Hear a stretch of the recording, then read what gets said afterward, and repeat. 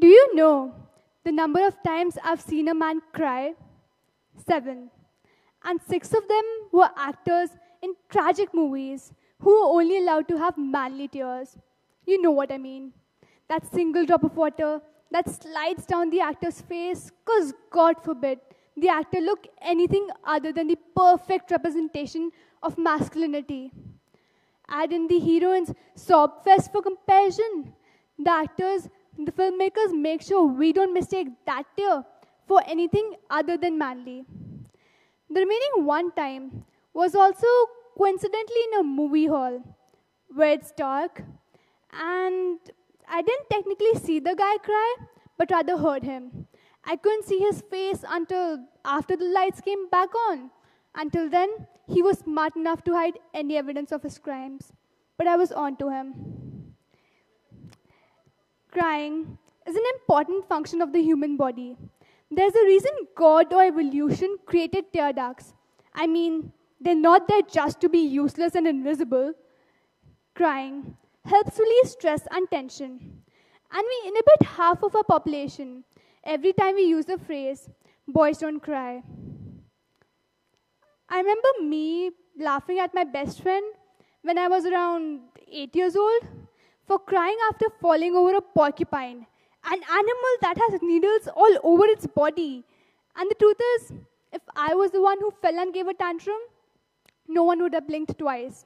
What he got were embarrassed looks from his mother, telling him to behave himself. Sad, I know. But even then, I knew that crying for men was a big no-no. Some may argue that maybe it's in the DNA, that maybe men were born to cry less. And surprisingly, they might be slightly true. A publication by Why We Cry by Laura Collier talks about the hormone prolactin, which is found in higher amounts in women as compared to men, and it is related to crying. However, if that was the main reason, a cross-culture study done in 2011 about the effect of social factors in both men and women would not have found that countries which had greater freedom of expression had only slightly different crying rates in both genders. Moreover, the biochemist William H. Frey found that men cry an average of 1.3 times a month, which may seem like a lot of manful tears, but compared to women crying an average of 5.3 times a month, they might just be touching the tip of the emotional iceberg. So guys, this is a genuine problem. I mean, men deserve to know how great ice cream tastes like when crying. They should be allowed to cry over a bad breakup without having to worry about their friends making fun of them or future dating prospects being put off by their crying. Expression of emotion is also a kind of freedom all human beings deserve. In India, we have a phrase that is used, "Mard ko dard nahi hota," which translates to, "Men do not feel pain." I'm sorry to tell all the men and boys in this room, if that were true, then you are not men. Because all men, yes, because all men are human, and no one is incapable of feeling emotion. Because that is what makes us alive. Do you know what happens to men who try to suppress their emotion? Drugs and alcohol. That's right. A man's go-to solution for dealing with depression, which is often caused by suppression of emotion, is through getting drunk.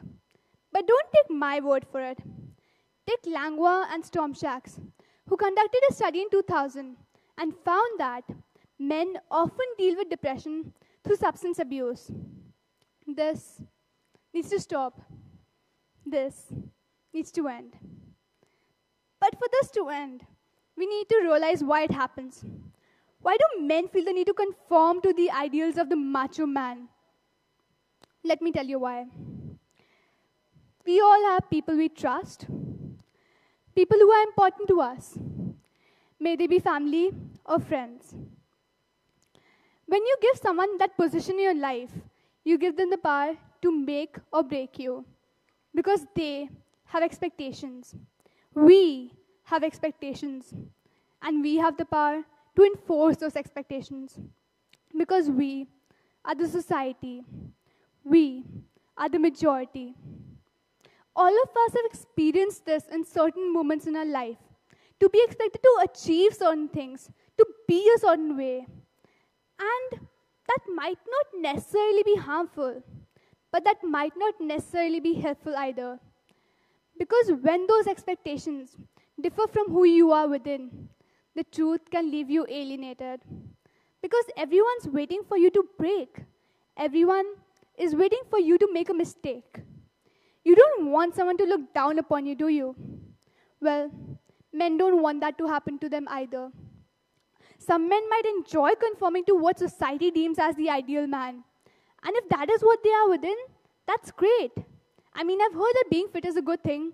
Not that I would know anything about it. But some men aren't.